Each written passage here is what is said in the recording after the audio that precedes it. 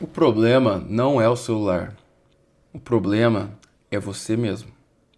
A gente ouve os nossos pais falarem isso, né? Não, menino, larga desse celular. Esse celular é o mal de tudo.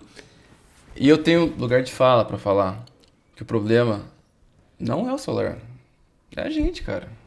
Porque eu fui disso aqui pra isso aqui. Fiquei 60 dias com esse aqui. E por um tempo, enquanto eu tava com ele, foi maravilhoso.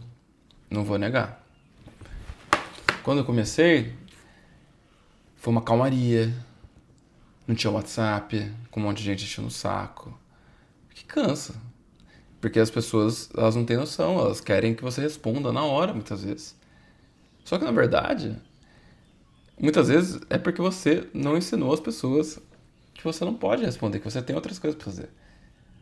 E isso aconteceu com um amigo meu, que é advogado, muito próximo. E ele se sentia muito assoberbado. E aí ele começou a usar umas estratégias aí e melhorou bastante. Mas o que aconteceu, né? Porque eu fiquei, beleza, eu fiquei 60 dias com isso aqui. E 2 meses é bastante tempo.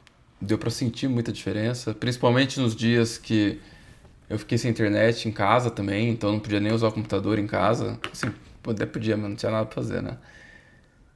E nesses dias, realmente você entra num modo que você pensa mais, você tem mais ideias, você fica ali inventando coisas pra fazer, sabe?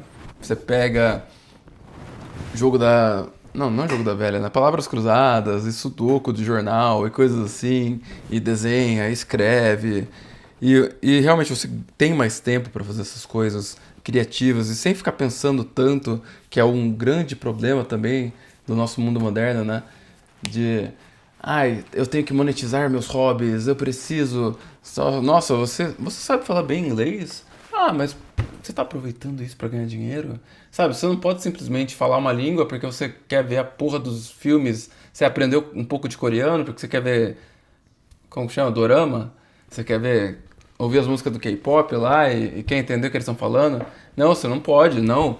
Ah, não, agora que você aprendeu coreano, por que você não tenta trabalhar na Samsung? Por que você não tenta trabalhar na Hyundai? Não.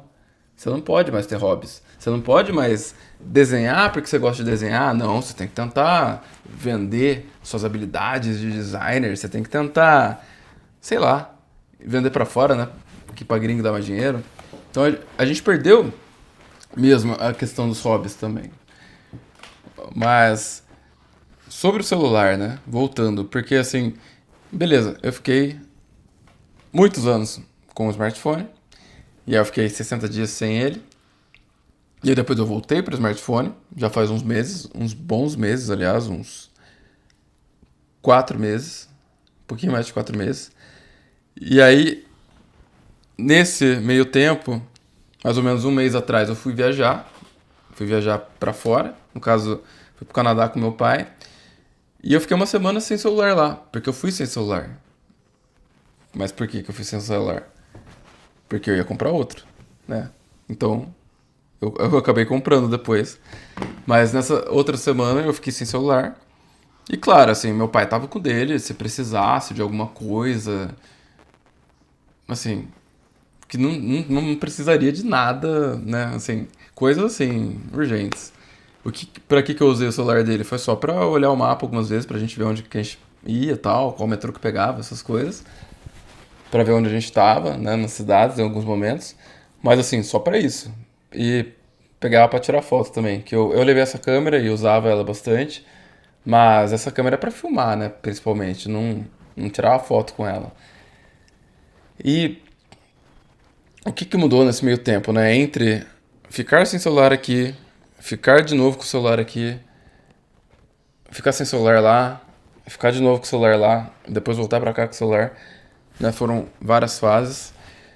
E ficar sem celular aqui foi bom pra ver como que é essa vida de você viver sem o celular, pra ver se era possível, né, que era um dos grandes objetivos do experimento. Será que é possível você ficar sem celular em pleno 2025? E eu vi que sim, Ainda é possível. Basicamente, né, eu fiz toda uma série, tem, sei lá, 13 vídeos na série Modo Avião, vou deixar aqui, se eu lembrar. E sim, é possível você ainda viver 60 dias sem ter celular. Dá pra você viver indefinidamente sem celular? Ainda dá. Mas traz muitas inconveniências pra sua vida, pessoal, profissional. No caso, eu ainda tava usando computador, então assim, e-mails, coisas assim, ainda dava. Mas assim, pra muita gente, né, ficou mais inconveniente de entrar em contato e muitas pessoas simplesmente deixam de falar com você, né? Pessoas que você de repente interage por stories no Instagram, por exemplo, às vezes elas não são tão amigas suas pra tentar vir atrás, sabe? Às vezes elas não vão nem sentir tanto a sua falta. E aí, quem sentiu minha falta mais e veio atrás eram pessoas que eu já convivia mais mesmo no dia a dia, que eu já via mais e inclusive acabou sendo bom porque eu acabei me forçando mais, meus amigos também aproveitaram, até porque tinha um dos meus amigos que ia voltar pro Rio de Janeiro, então a gente estava aproveitando, né, para se ver mais nessa época. Então, é mais difícil para se comunicar com as pessoas, sem dúvida, embora não impossível, embora ainda você possa se comunicar por e-mail, por ligação, que acaba sendo muito bom, muito mais eficiente, por carta, se ver pessoalmente. Então, dá para fazer, mas tem algumas coisas que são muito mais difíceis.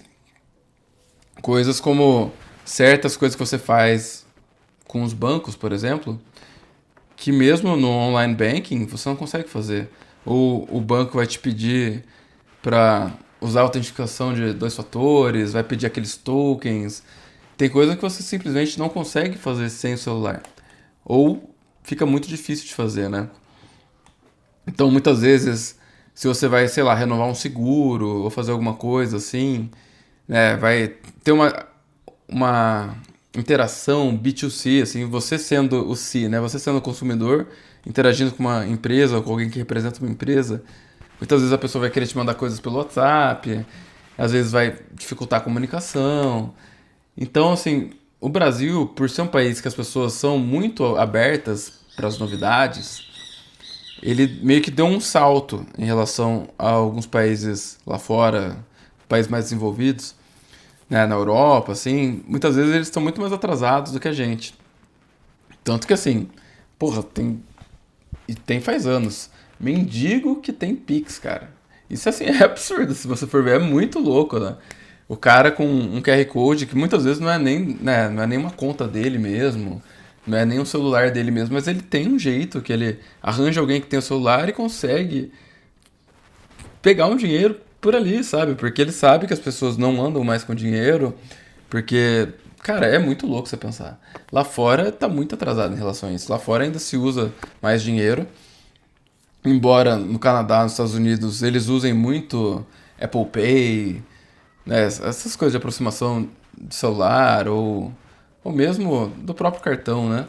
Eles usam muita coisa sem contato lá hoje em dia, que inclusive trouxe outros problemas, que não sei se convém falar sobre agora, mas enfim. Deixa eu tomar um gole de água aqui. Enfim, se você quiser saber mais sobre essa experiência, tem os vídeos da série Modo Avião, que vai mostrando, né, tudo que aconteceu. E, e sim, tem várias coisas que se tornam inconvenientes, tem algumas que se tornam quase impossíveis. E aí eu voltei a usar o celular e quando eu voltei a usar, eu tive que me forçar a usar ele, pra falar a verdade. Porque eu me acostumei tanto a não usar que assim, eu fui entrar no Instagram, achei uma bosta. Eu fui entrar, né, em tudo basicamente do celular, né? E achei muito sem graça. Porque eu tava acostumado já a não usar, né? Então demorou um tempo, sei lá, uns 15 dias, pra eu voltar a usar mais ou menos do mesmo jeito que eu usava. Só que qual que foi a conclusão? A conclusão é que não mudou porra nenhuma, basicamente. Assim, se você olhar o meu tempo de tela antes do experimento e depois do experimento, né, depois que deu essa normalizada, não teve uma mudança significativa. Tem uma mudança significativa que é meio sazonal, depende. né, de quão eu tô ocupado com outras coisas, principalmente com outras coisas mais de vida real, assim, porque, por exemplo, quando eu tava fazendo a série, eu tava passando muitas horas mexendo no computador para editar os vídeos. Só que aí, que é uma coisa que você acaba se dando conta, você fica tão cansado que às vezes você não consegue fazer alguma coisa, tipo ler, porque você está tão cansado de ficar focando e ali aquele trabalho criativo e que te drena, assim, embora seja um trabalho gostoso por um lado, acaba, né, não sei se é pra todo mundo assim, mas você entra meio que no hiperfoco e fica ali vidrado no negócio e acaba ficando muito cansado. E aí às vezes eu simplesmente, sabe, deixava um vídeo do YouTube tocando, eu não ficava nem assistindo, às vezes não conseguia nem olhar pra tela. Mas deixava, assim, só pra ficar, sabe, ouvindo o negócio, assim, meio deitado, às vezes meio fechando o olho até, ou deitado no escuro, só ouvindo o negócio. E não sei nem porquê, né? Por que que eu não ficava só deitado no silêncio logo, então, né? Por um vício em consumir informações, talvez, por algo assim. Inclusive, esse livro que eu acabei de começar a ler, mas que eu já tinha ouvido falar muito bem, que é o 4,000 Weeks, né? 4.000 semanas. Ele fala sobre isso, eu tô no começo dele ainda, na verdade. Mas é meio que sobre essa obsessão por produtividade que a gente tem, né?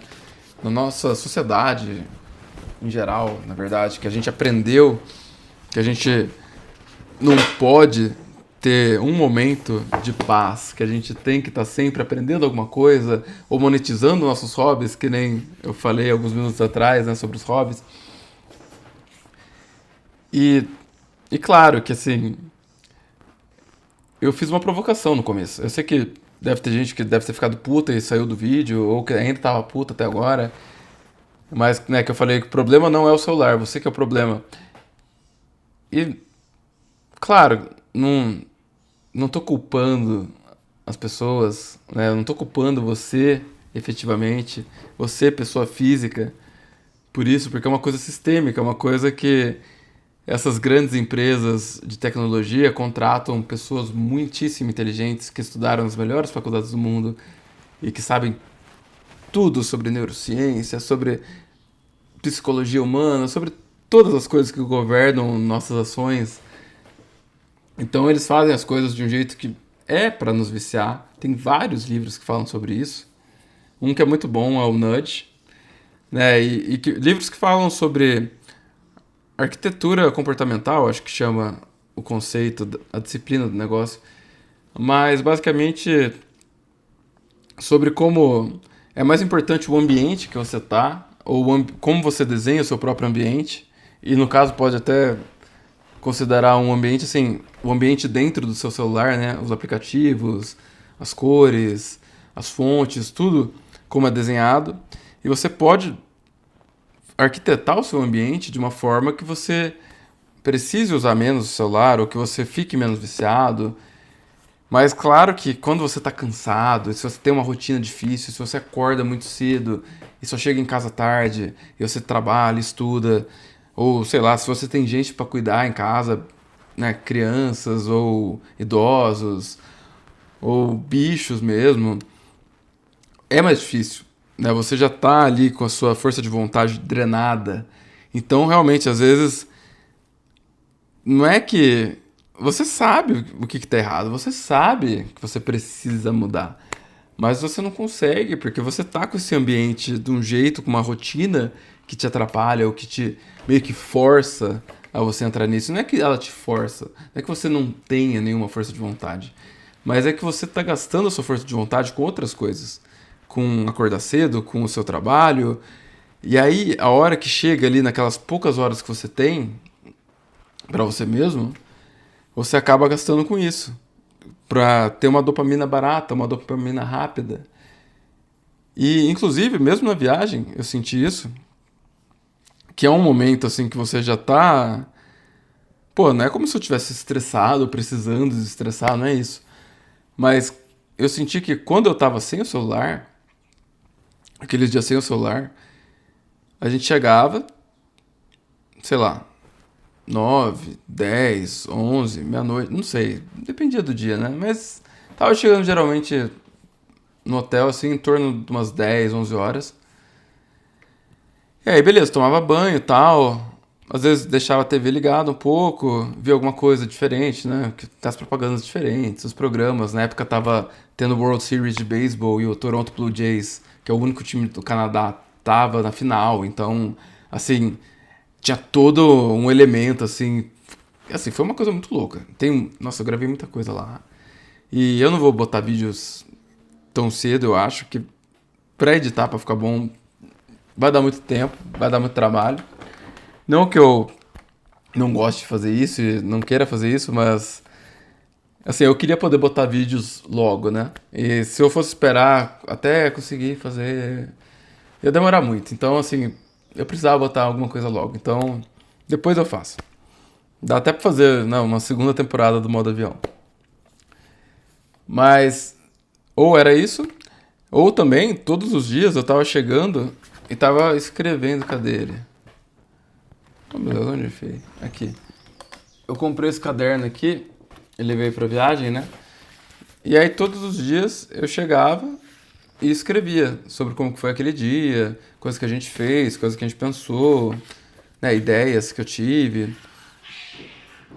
E aí eu escrevia um pouco, às vezes eu escrevia de manhã, às vezes eu escrevia de noite, no trem também, os trens que a gente pegou.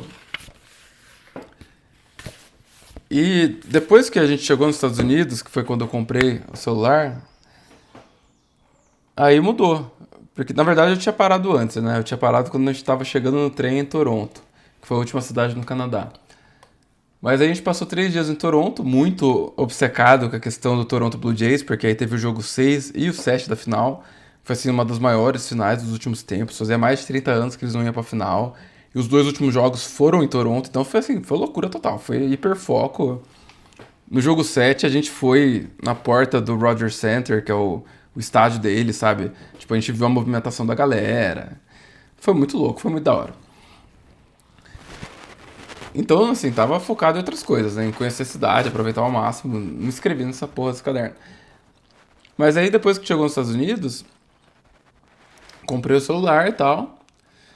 E em alguns dias, eu chegava lá no hotel. E assim, chegava até mais tarde, às vezes. 11 horas, meia-noite. Mas você acabava, tipo, vou ver o que meus amigos mandaram no Instagram de Reels. Vou responder alguma coisa, vou ver um videozinho. E acabava muitas vezes ficando pelo menos uma hora ali mexendo no celular, né? Uma hora à noite, e aí às vezes de manhã também. Às vezes tava esperando meu pai pra tomar banho, aquelas coisas.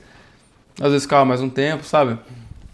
Então, mesmo estando viajando, mesmo estando num ambiente muito rico que você fica vendo um monte de estímulos e voltando até um pouco para aquela coisa meio de infância, né? Porque quando a gente viaja, principalmente para um lugar muito diferente, né, de onde a gente está acostumado, tudo é diferente, né? Você vai no supermercado é diferente, vai na farmácia, qualquer loja, tem tanta coisa diferente que você fica tipo, uau, né? Até a sua experiência do próprio tempo é diferente. É como se o tempo passasse muito mais devagar, porque você tá vendo muitas novidades. E é uma das coisas que fala no livro também, né? Além dessa questão da produtividade e de como a ideia do tempo, do jeito que a gente pensa nele hoje em dia, é uma coisa muito antinatural para o ser humano e que ela veio ali um pouco antes, mas muito relacionado com o período da Revolução Industrial, né, que foi quando realmente começou a ser mais importante.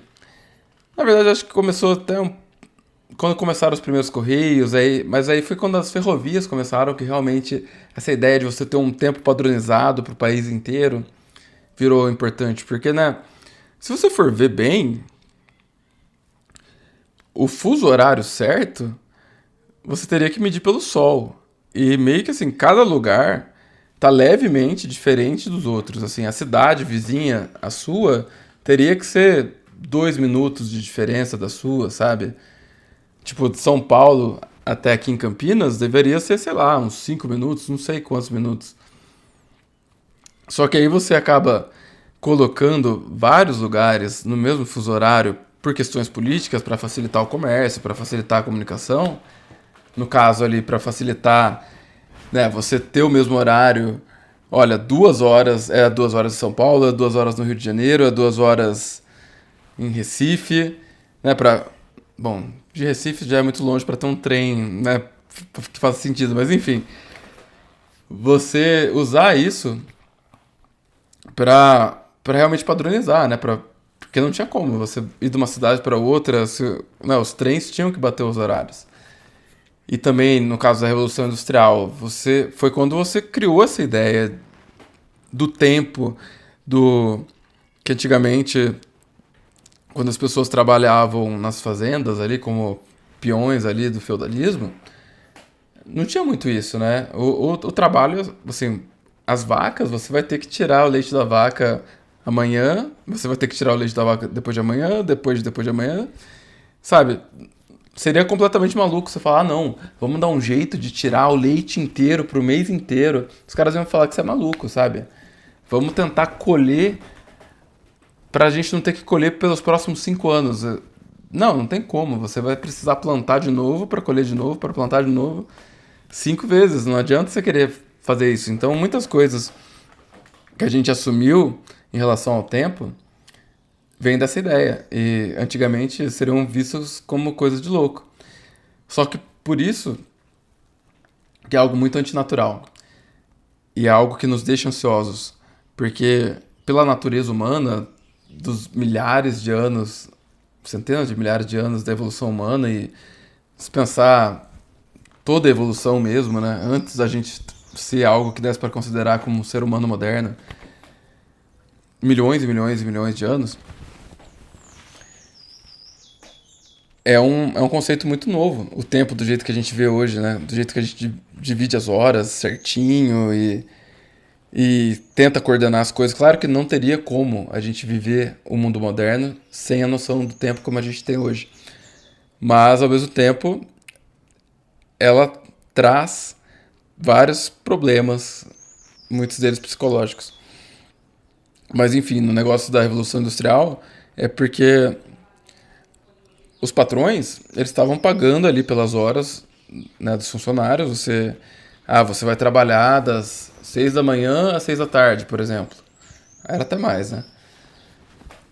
E então foi aí que criou essa noção de, olha, você está trabalhando X horas na minha fábrica. Então, para o patrão tirar o maior lucro possível, ele precisava que os funcionários que estavam trabalhando ali, aquelas X horas, produzissem mais naquele mesmo período. Né? Essa que foi a ideia. Inclusive, depois levou até algumas ideias de se você está fazendo alguma coisa que não seja produtiva durante o tempo de trabalho, então você está roubando o meu tempo que eu estou comprando de você, sabe? Como se fossem caixinhas de tempo que você tivesse disponíveis e você está vendendo seu tempo para o patrão. E aí, ao não fazer coisas diretamente relacionadas ao trabalho e à produção, você estava roubando essas horas que ele tinha comprado, então você estava sendo um ladrão. Enfim, essa é uma das ideias que tem no começo desse livro. Tem muitas outras, claro. Mas sobre a questão do tempo e sobre a questão do celular e tal, né? Que eu não quero me alongar muito, que eu já tá dando 24 minutos aqui. E você tem mais o que fazer, com certeza. Eu não sou a única coisa na sua vida, você, né? Enfim, sem enrolar. Mas muitas vezes a gente acaba usando o celular justamente quando a gente tá mais cansado e quando a gente, muitas vezes até meio que uma forma de protesto, sabe? Às vezes as pessoas que têm menos tempo, que chegam em casa às 11 horas da noite e precisam acordar às 6 da manhã, às 5 da manhã, mas a pessoa, ela pensa, lógico, às vezes você tá tão cansado que você não consegue fazer nem isso. Mas a pessoa chega em casa e ela pensa, cara, ela pensa até subconscientemente, né? Cara, olha, o meu tempo não é pra mim, né? O que o meu tempo é pra me arrumar pro trabalho, é pra ir pro trabalho, é pra trabalhar, e aí depois muitas vezes eu vou pra um curso ou pra faculdade ou o que seja, E aí eu chego em casa tarde pra cacete, cansado, e às vezes ainda tem que dar uma arrumada na casa, ou tem que dar um jeito de comer, fazer comida, enfim. Tem que fazer todas as coisas que você precisa fazer no dia. E eu não tenho um tempo pra mim, eu não tenho nada, sabe? Eu não tô conseguindo nem ir numa academia, nem ver um filme direito, sabe? E aí o que que você faz? Você usa aquele tempo, você tira o tempo que você dormiria, às vezes, pra você ter pelo menos 1, 2 horinhas pra você, porque é desesperador realmente você não ter nada, né? Você sentir que você não tem nada de tempo. E, e foi o que eu senti em muitos momentos. De você, quando você tá mais cansado, você meio que querer dar um jeito de compensar esse tempo, de pegar um pouquinho de tempo pra você, mesmo que não seja uma coisa produtiva, até porque também, né, é dessa história que eu acabei de falar, de onde que veio essa ideia de que você tem que ser produtivo o tempo todo, por que que a gente tem que estar o tempo todo produzindo, é por isso que a gente é infeliz hoje em dia. Porque tem esse pensamento de que você tem que estar produzindo, de que você tem que fazer a melhor coisa, é esse perfeccionismo de você fazer sempre a melhor opção, a coisa mais efetiva, sabe, pro seu futuro, pro seu presente, até pro seu passado, de certa forma. É isso, todo esse conceito, toda essa ideia que traz tanta ansiedade pra gente. E o celular é uma ferramenta disso, claro. Uma ferramenta que muitas vezes rouba o nosso tempo.